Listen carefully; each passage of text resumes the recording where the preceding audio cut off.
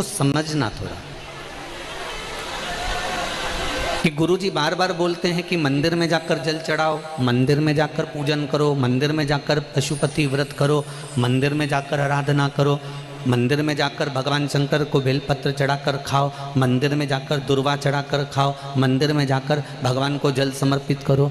गुरुजी ये क्यों नहीं कहते कि घर में शंकर जी का शिवलिंग है तो उसकी आराधना कर लो, घर में जो शिवलिंग विराजमान है उसका पूजन कर लो, उस पर चढ़ी हुई बेलपत्र खा लो। मंदिर का ही वर्णन क्यों?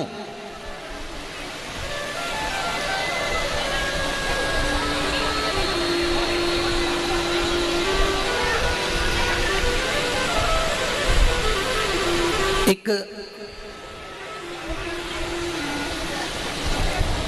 आप ये बेलपत्री भगवान शंकर को चढ़ाएं ना चढ़ाएं,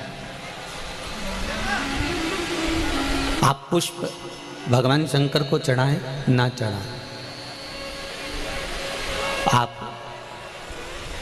दुर्वा भगवान को चढ़ाएं ना चढ़ाएं,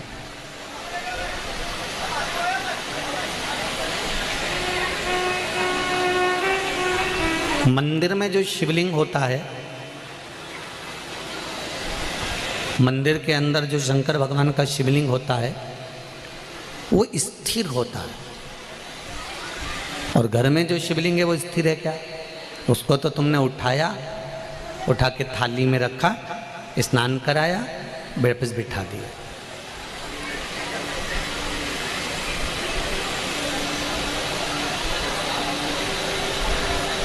मंदिर में जो शिवलिंग रखा गया है वो स्थापित है, वो स्थिर है। स्थापित शिवलिंग की एक महत्वता सबसे ज़्यादा होती है कि उस पर अगर बेलपत्री चढ़े तो ठीक, फूल चढ़े तो ठीक, सामग्री चढ़े तो ठीक, जल चढ़े तो ठीक। उसकी सबसे बड़ी महत्वता होती है कि जितने लोग उसका दर्शन करते हैं उनकी दृष्टि ही जब भगवान पर चढ़ जाती है तो वो शिवलिंग सिद्ध होता चले जाता है और उसका फल हमें अधिक मिलता है।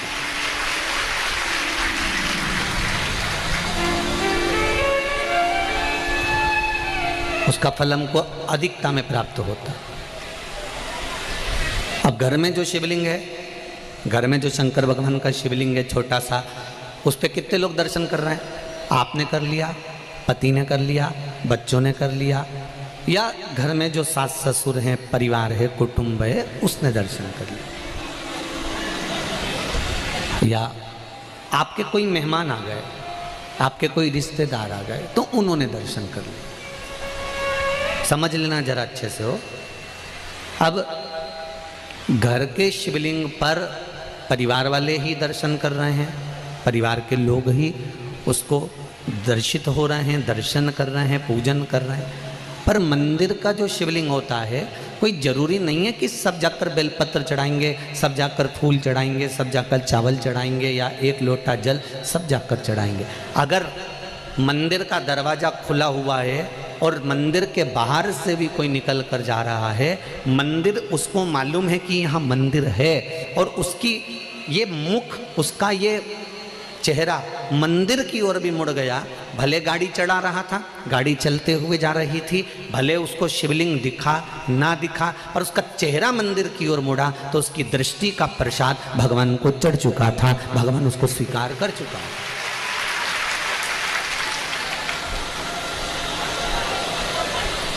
तेरे मंदिर में आना मेरा काम है और मेरी बिगड़ी बनाना तेरा काम। आप उसके सामने से निकले,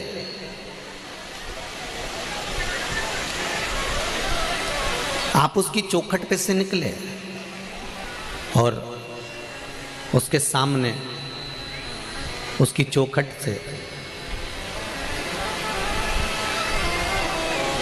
जब आप निकले तो मात्र आपका मुख घूमा और उसने आपकी भक्ति को स्वीकार कर लिया। अब एक बात हमने पहले कही थी, आप लोगों को ध्यान में है कि नहीं है? वैसे तो मुझे उम्मीद है कि छत्तीसगढ़ के लोग इतनी जल्दी भूलने वालों में से नहीं है, ठीक है? आप लोगों को सुना होगा, हमने कहा था कोई शिवलिंग जंगल में हो, एकांत में हो, जहाँ कोई नहीं जाता, बोला था कि नहीं बोला था, जहाँ कोई ना जाए, केवल शिवलिंग है, वहाँ कोई जाता ही नहीं है, वहाँ कोई पहुँचता ही नहीं है, और आप वहाँ से निकल कर जा रहे हैं और आपने वहाँ पर एक लोटा जल समर्पित कर दिया या वहाँ सफाई कर दी या वहाँ भगवान की पूजन कर ली, तो वो अधिक फलदायी होता है। उसका कारण क्या है? लिंग पुराण कहती है,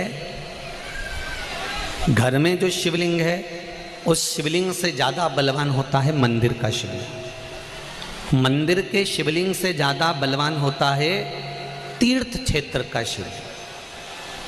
तीर्थ क्षेत्र के शिवलिंग से ज़्यादा बलवान होता है किसी नदी, सरोवर, तालाब, कुंड के पास का शिवलिंग।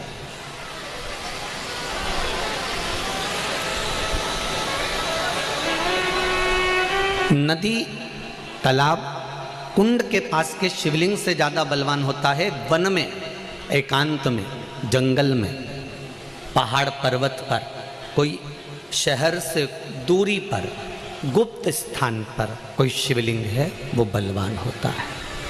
अब उस शिवलिंग के पास में जाकर आपने भूल से भी एक लोटा जल चढ़ा दिया या कोई थोड़ा सा कपड़ा उतार कर आपने वहाँ थोड़ी सी सेवा कर दी, तो उसका फल तो 1000 लाख गुना तो मिला है।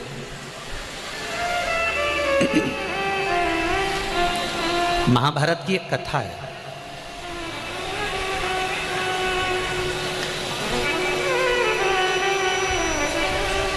इसका प्रसंग महाभारत की कथा में भी मिलेगा और नरसिंह पुराण में भी मिलेगा। अगर आपको लगे कि सियोर वाले गुरुजी कौन सी पुराण में से बोल रहे हैं, तो आप किसी ने पूछे तो बता देना, नरसिंह पुराण और महाभारत का ये पावन संवाद है। एक बार पांडव जब वन के लिए जा रहे थे,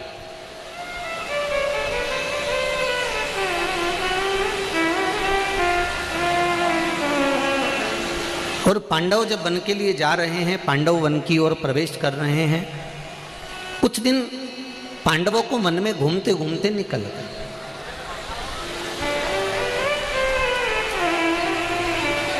जब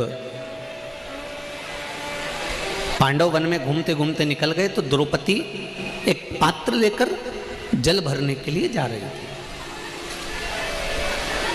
अब द्रौपदी जब जल लेने के लिए गई, द्रौपदी के केश खुले हुए थे, सुंदर भी थी। वहीं पर एक दैत्य अपने दोस्त के साथ जा